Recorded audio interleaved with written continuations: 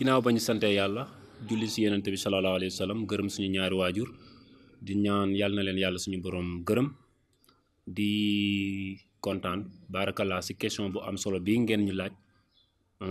si suñu xam bu néew dinañ si nabi jëm kaa tontu. waaw Lamine Cissé de benn ndongo la rek benn xale la nekk si commune de Diamaguène Sicap Mbao mu doon ki nga xamante ne wax dëgg fa yàlla comme ni nga ko waxee léegi rek ambition mi bëri na ambition mi yaatu na donte yoonu ndaw de gaaw nag xam naa si kanam tuuti bu ñu xuusee si question yeeg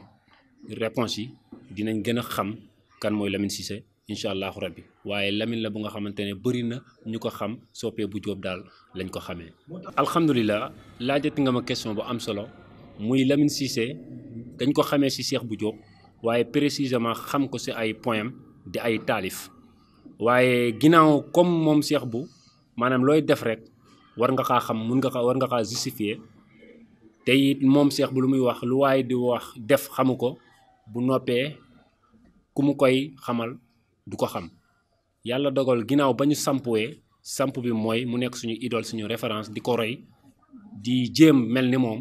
waaye yamuñu rek si roy ko si bi maanaam facette taalif waaye dañ kaa roy aussi si ouverture am si intégralité bu nga xamante ne c'est-à-dire moom amal na ko ouverture roy si trondorom borom Ndiassane si unité africaine ak intégration africaine moo tax Lamine Cissé daal maanaam am na yeneen vision yi nga xamante ne du rek taalif xam naa loolu bu ngeen ñu si laajee dinañ si xuus incha allahu rabbi tey mun nañ ne bii mooy suñu sortie bu njëkk ci ginnaaw bañ ñu xamee si li ñu doon yëngu muy taalif yi nga wax muy suñu sortie bu nga xamante tamit mooy sortie bu gën a rëy am nañ si rafet njort si suñu sortie ndax ba ñu ginnaaw ba ñu sampoo suñuy bànqaas si liggéeyal Cheikh bi dañ ne tamit faaw ñu wàcc xool jamono nu muy doxee étant jeune ñu ànd seeg suñuy moroomu jeune pour vraiment fonder un lendemain meilleur moo tax tey ñu xuus si séminaire de formation bi nga xamante ne moom la ñuy waajal war ko def si 2 phases. jëlee ko d'abord si ASP bi ngay wax ASP bi mun nañ la si baatin mooy firi ndaw si ngay gis si image yi ndax moom moo ngi tudd Awa sant Fofana di mbokk deret di lépp ci man wax dëgg fa yàlla ginnaaw moom it lii ñuy def moom moo ñëw pare pour jàppale ñu si kàttanal yàlla. ñu ne nag lu seex bi naan ku la tingoom ku ne nga sut ko waaye bul fàtte ne ay tànkom ngay doxee ñu ne pourquoi pas moom Awa ñu nit ñu njukkalee ko defar ay t-shirt image am nekk si waaye duñ si am dem si turam inspiré aussi AFP maanaam Awa Fofana boobu ñu indi ko si amour fraternel de la patrie nga jàngee si ñaar mooy samp bu ñu lay wax si roy suñu seex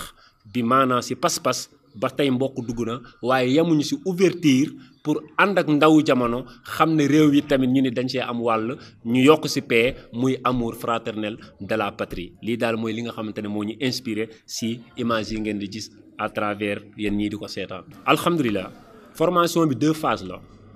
phase bu si njëkk mu war a doon formation si développement personnel ndax kat développement personnel bu ñu ko waxee rek loolu nit ku ne saa boo xëyee maanaam da nga ko war a def da nga ko war a forger. ndax dañuy faral di wax nit ki lu tubaab naan avant de chercher à gérer quelque chose il faut se gérer soi-même ñu gis ne fu jamono toll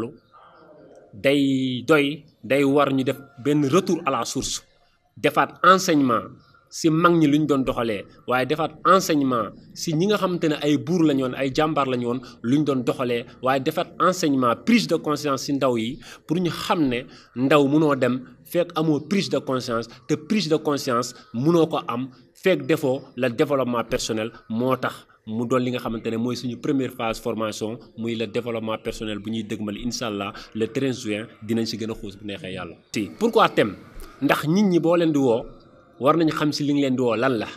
ndax boo ñëwee rek ne leen maa ngi leen di woo si phase formation mais formation boobu war na am thème bu ñu war a waxtaanee thème bi nag tey ñun ñu war ko waxtaanee muy thème bu am solo muy le développement personnel reste inévitable pour l'emploi des jeunes bi maanaa balaa ngay jox ndaw xëy ndaw boobu war nga kaa jox valeur war ngaa def si moom li nga xamante ne day xam moom mooy kan ba ëllëg lépp lu mu yor rek wala lépp lu mu diriger rek dina ko sàmm ndax développement personnel moom loolu lay pare pour def ko si képp kuy dund. mooy li ma la wax sànq mooy d'abord sama mbokk sama cousine sama sœur di Awa Fofana ba ngay gis à travers les images moom it mu doon ku bëgg réewam ku bëgg famille waaye ku bëgg ay ndaw réewam ba ma amee initiative si turu groupe Dooleel Lamine si bëgg Cheikh bu lépp ñëwaat na si pas-pas ngir def lu mel nii daf ma see fekk ne ma tànnal formation bu la neex man pare naa pour gunge la ci mu doonaat li nga xamante ne wax dëgg fa yàlla Lamine Cissé wéetu si benn yoon ndax lu Cheikh bi di wax ku la tingoom ku ne nga sut ko waaye bul fàtte ne ay tànkoom ngay doxee bu la bàyyee ngay daanu kon moom bokk na si ñu tingoom loolu boo ko bëggee dëgg mooy yéen caméraman yi ngeen xam ne ñoo ngi jàkkaarloog yéen yéen nekk dans l'ombre ñun ñu ñuy gis te fekk ne yéen tax ñu ñuy gis kon Lamine Cissé wéetu si benn yoon ginnaaw ba mu si jiitalee yàlla yénante bi barke waajuram mbokk dereetom ak pas-pasu idolom muy El Hadj Cheikh bu Diop wéetu si benn yoon te du si wéet benn yoon waaye tamit di profitoo sax di wax lu tax duñ si wéet képp kuy dëkkandoor xarit am di jàmm képp ku nga xamante ne ndaw nga buy wut a dem ñoo ngi lay woo si bis bii di le 13 juin incha allahu rabbi la preuve mooy groupe Dooleel Lamine Cissé ku si njëkk a jënd carte membre ay magam rakk lañ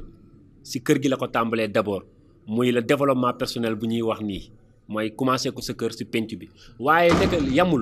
yamul rek foofu waaye groupe bi si kàttanal yàlla am na ñu nga xamante ne ñoo ngi Bargny ñii Malicounda mbokk pas-pas ñoom El Hadji Sène may profité di leen woo si bis bi ñoom soxna Mati Ba depuis Bargny ñoom Tëngéej ñoom ñëpp ñoo ngi si bi waaye sama mbokk dëkkandoor samay yaayu bopp ay ñoom mama Assou Ndaw formatrice la moom am na carte membre si groupe Dooleel Lamine si bëgg Cheikh bu Lamine Cissé dañul si Cheikh bi te du si musa dañ loolu lay ñaan yàlla suñu borom mooy toujours lu ma lay waxee samp ba pare daa di ubbi say bànqaas looloo waral Lamine Cissé mu def ubbeeku bi mun a organiser ndaw bi ngir ñu xam ne maanaam mouvement nekkul rek li nga xamante ne da ngeen siy dox si ay cotisation wala ay lii déedéet waaye mouvement dafa war a jug organiser wu ba nga xamante ne ça doit tendre vers l'entrepreneuriat te ñun suñu objectif mooy mouvement bi ñu tendre vers l'entrepreneuriat ñu dem ba nga xamante ne dañuy am suñu entreprise bu bopp gëm nañ ko yaakaar nañ ko te xam nañ ne si kàttanal yàlla mun na ko def te yàlla na ko yàlla def. le 13 fii ñu toog lay amee incha allah rabbi mooy fii di centre polyvalent bu Médina Fass Mbao fa lay amee. mu doon fi nga xamante ne wax dëgg fa yàlla jafewut a ñëw fu waay jénn si Ndakaaru rek di nga jaar Fass Mbao te Fass Mbao ku fa wàcce rek boo nee Tali Karo rek incha allah rabbi dinañ la indi fu ñu lay wàccee ak centre polyvalent bi fii ñu nekk di defee suñu conférence daanaka benn la. cérémonie bi moo ngi tàmbalee bu neexee yàlla suñu borom mise à place 9h30 lay tàmbali cérémonie d'ouverture bi war a tàmbali incha allah rabbi 10h avec l'intervention des invités entre autres xam naa incha allah balaa ñuy jeex lii dinaa ko tënk si nasaraan ngir mbokk internet yi ñuy seetaan ak diaspora bi ñu mën a participer tamit si mbir. jërëjëf carte d'invitation yi ndax nit wax rek doyul waaye lépp looy wax rek war nga ko indil preuve maanaam cadre lépp looy wax rek war nga ko indil preuve te tamit day rafet bu fekkee li ngay woote dafa dëggu si yow liggéey dafa war a rafet. day tax sax ki koy xool rek sawar si ndax lii ku ko gis da ngay xam ne ñu ñuy woo si bis bi ñun dañ leen jox cër ñu ñuy woo si bis bi ñun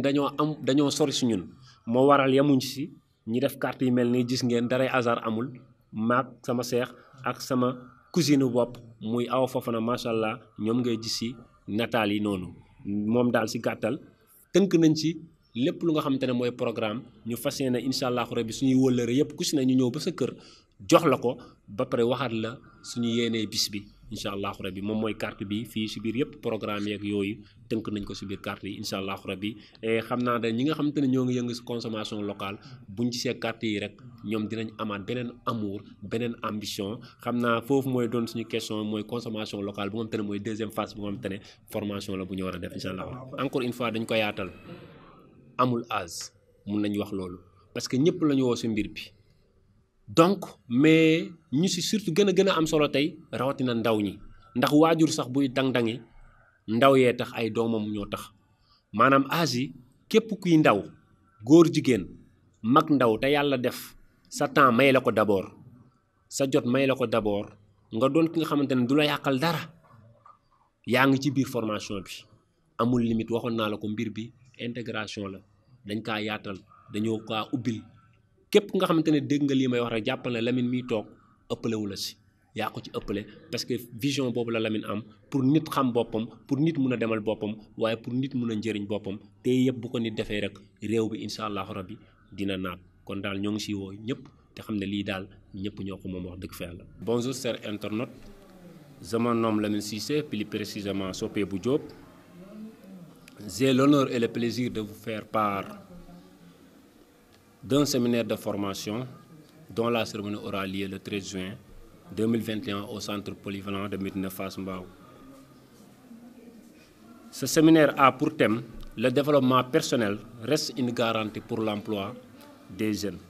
Nous vous invitons à venir participer à travers le thème choisi. Il faut passer par le développement personnel pour se trouver un emploi. Sur ce, nos chaleureux remerciements à notre vénéré cheikh qui est notre parrain spécial, sans oublier notre partenaire officiel Awa Fofana avec ses collaborateurs dont on peut citer Malik Gueye, Mati Gueye, Khady Seck, Sokhna Adja et autres. Vraiment, on se donne rendez-vous, Inch'Allah, le 13 juin, ici même au centre polyvalent de Fass Mbao, pour partager avec vous ces moments forts et solennels. Inch'Allah Rabbi. Merci beaucoup.